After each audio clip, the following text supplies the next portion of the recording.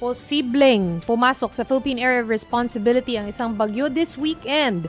Malayo itong 2,560 kilometers silangan ng Mindanao at may lakas na hangin na aabot sa 55 kilometers per hour.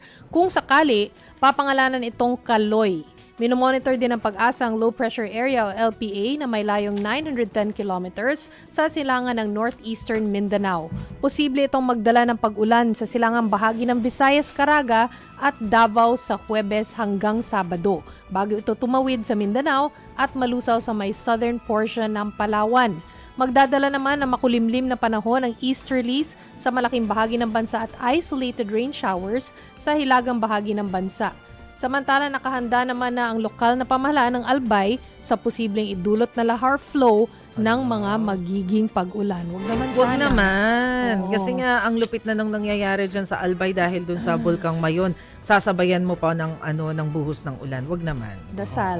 Oo.